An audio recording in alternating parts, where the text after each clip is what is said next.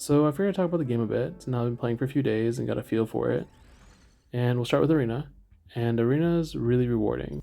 Now keep in mind, I'm a PvE player, not a PvP player. So I'm going to look at what the rewards you get instead of like the meta or how balanced things are, right? So the rewards you get are really useful early.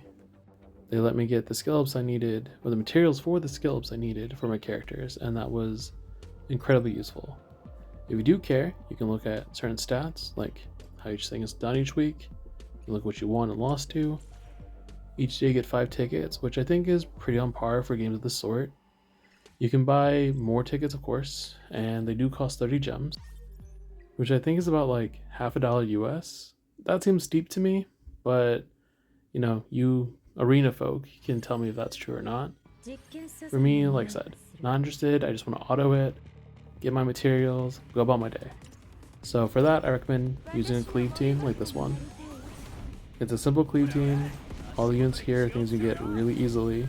If you're unfamiliar with a cleave team, basically have one character super fast that boosts everyone else so that way they go first. Then you boost up your attack, you break their defense, and you do as much damage as possible right off the bat to kind of like kill the units as you can. And then you basically win or lose within a minute. And you can just auto it, and that's the end of that.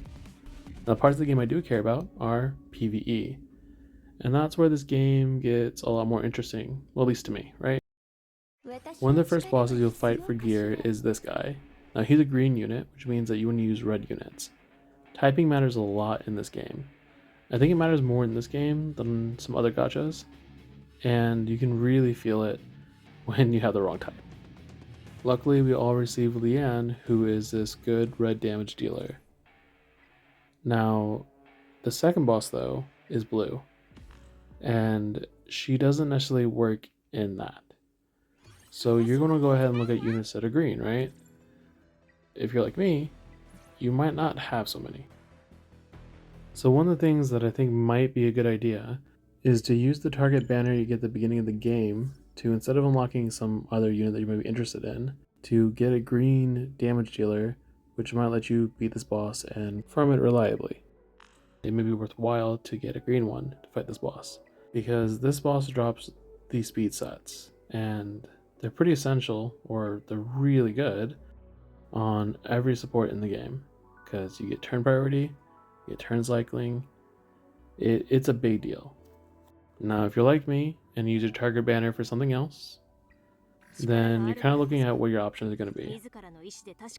For me, I actually used a rare unit, which is kind of surprising. I didn't expect it to be that good. And this character is named Ashu, and he has 2 AoEs on him, which has been really useful for that boss. I maxed him out to kind of see like if he was viable or not, and as far as I can fight that boss, because remember you have to like get a higher player level to unlock higher difficulties, I was finally able to clear it with him. So that makes me really comfortable in saying that early a lot of these rare units can actually be really usable, like properly good. This is actually my first clear I was able to do against that boss using that character.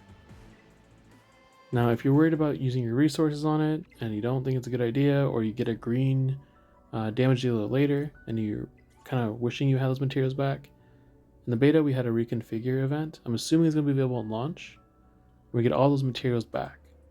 So moving on to guild things. The guilds themselves, I don't know, they're a bit shallow, but the rewards are good. And I think it makes sense that they're shallow right now because, I mean, everyone's starting up, right? So we're not going to have good gear. We're going to have like the time invested to make these teams to really push on things. Now there are guild bosses and they are rewarding. Basically you bring a team in and try to remove as many health bars as you can, and that reflects your score. Now you have 30 members in a guild, so it has 2,000 health bars.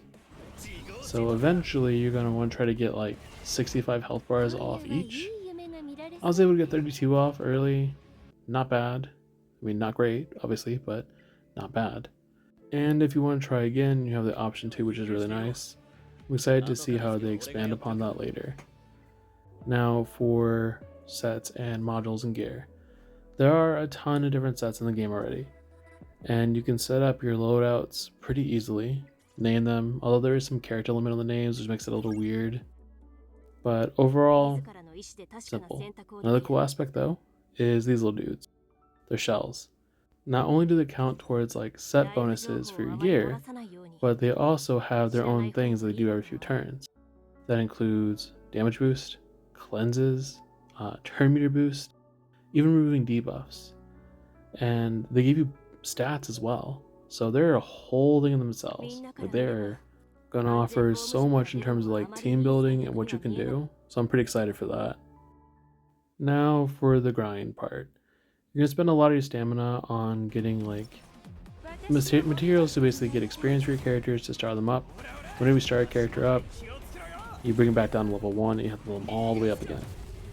You also need to get materials for skill ups, which is nice because that means you don't need dupes, but you do need to grind those materials out. This basically creates a situation where you can grind away for things that you want and make improvements, but it is a grind, and there's no real way around that.